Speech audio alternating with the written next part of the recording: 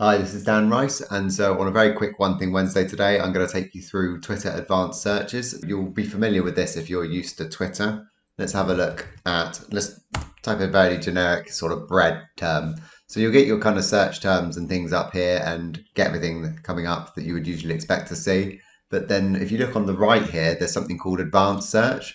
Now, this is good for filtering your searches and ensuring that you are targeting either viral conversations to get ideas or you're finding things where people are talking about very specific subjects. The way that they do these filters are in a number of sections. At the top is the word section, and in the word section, it has terms to include or to exclude so that you can make sure that if you want to refine something, if there's topics that you want to exclude that are related to your subject but aren't what you're looking for, then you can also exclude that here.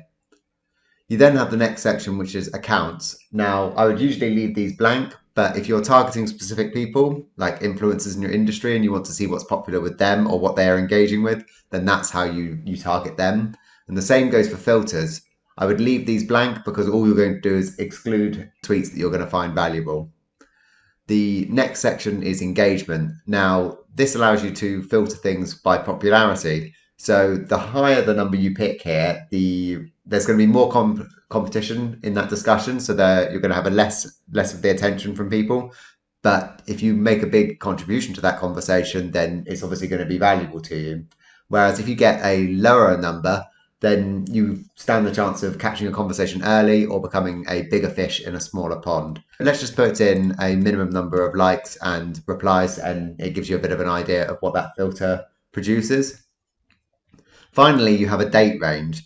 Now, this allows you to pick, say, when something is from and to. So if you want to say only looking at things from the last year, then you can filter that in. Now, let's click search and see what it comes up with.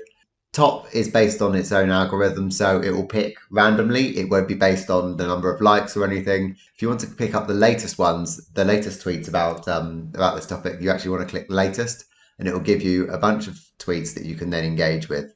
So if you want to use this to kind of engage with Twitter for say 10 minutes a day and build your audience related to bread in this instance, then this is going to be a great way to do it and will allow you to pick up on the right kind of people to follow and the right kind of people to begin conversations with. Okay, thank you very much. That's been Advanced Searches on Twitter.